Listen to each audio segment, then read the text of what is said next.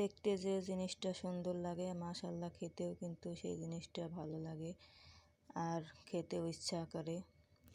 আজ আমি একই ভিডিওতে তিনটা রেসিপি দেখানোর চেষ্টা করব। আশা করি সবাই আমার সাথে থাকবেন, আমার ফুল ভিডিওটা দেখবেন। এই যে গতকাল আপনাদের ভাইয়া হাট থেকে একটা পানি কচু কিনে নিয়ে এসেছিল। আমাদের গ্রামে এটাকে পানি কচু বলে। ইলিশ মাছ দিয়ে রান্না করলে বেশি ভালো লাগতো, কিন্তু ইলিশ মাছের যে দাম তা তো ধরা ছোঁয়ার বাইরে। আমার ফ্রিজে যা ছিল তাই দিয়েই রান্না করব। কলম্বো মাছ আর জাটকা মাছ আর চিংড়ি মাছ, এই 3 রকমের মাছ দিয়ে 2টা রেসিপি করব।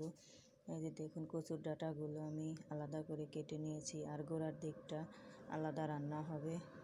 ডাঁটাগুলো আমি এই সাইজ করে কেটে নিয়েছি আর এই চিংড়ি মাছ দিয়ে ডাঁটা রান্না হবে আর গোড়ার দিকটা দিয়ে ঝোল রান্না হবে এই মাছ দিয়ে। তো গোড়ার দিকটা আমি ভালো করে পরিষ্কার করে কেটে নিলাম। এই ভিডিওটা অনেক দিন আগেকার ছিল, ভয়েস দেওয়ার ছিল না বলে আমি ভিডিওটা এডিট করে রেখে দিয়েছিলাম, আপলোড করতে পারিনি। তো আজ দেখে মনে পড়লো, তো ভিডিওটা আজকে আপলোড করলাম। যে দেখুন এই সাইজ করে আমি কচুগুলো কেটে নিয়েছি। এই কচুগুলো গলা ধরার কোনো ভয় নেই, গরম পানি দিয়ে ধুতে হবে না, ভাপাতেও হবে না, সোজা ঠান্ডা পানি দিয়ে ভালো করে ধুয়ে নিলেই হবে। আমি একটা আলু কেটে নিয়েছি। এভাবে রান্না করলে খেতে কিন্তু দারুণ লাগে। পানি কচু রান্না করার জন্য আমি এখানে পেঁয়াজ, কাঁচামরিচ আর সামান্য একটু আদা রসুন বেটে নিয়েছি। যেহেতু কচু, রসুন আর আদাটা দিলাম যাতে কোনো রকম গলা না ধরে।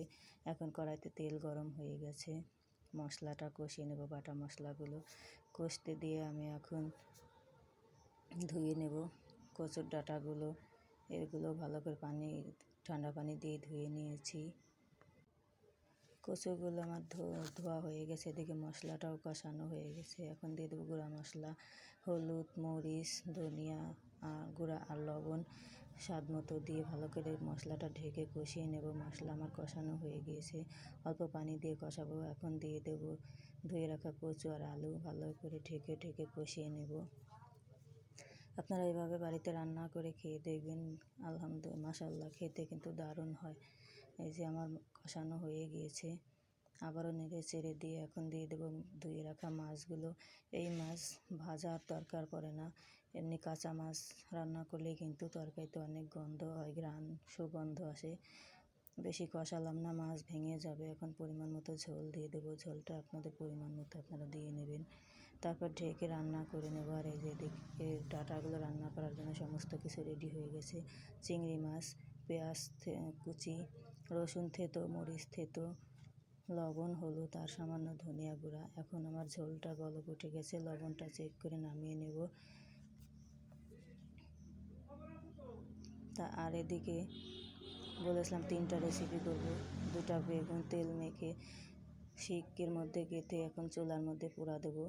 সাইড দিয়ে একটু ঢেকে দেবো যাতে ভালো মতো সেদ্ধ হয়। আর এদিকে আমার ঝোলটা নামিয়ে নিয়েছি, ওই কড়াইতে দিয়ে দিলাম কচু আর লবণ আর একটু পানি সেদ্ধ হওয়ার জন্য। একটা আলু দিয়েছি ছোট ছোট টুকরো করে কেটে। কচুগুলো ঢেকে দিলাম। আর এই যে দেখুন আমার মাছের ঝোল কত সুন্দর দেখতে হয়েছে। কাঁচামরিচ দিয়ে রান্না করেছি। কাঁচামরিচ দিয়ে যে কোনো ঝোলের তরকারি রান্না করলে কিন্তু খেতে দারুণ লাগে। আর যেহেতু এটা জাটকা মাছ, শুকনো মরিচের ভাগটা কমিয়ে দিয়েছি।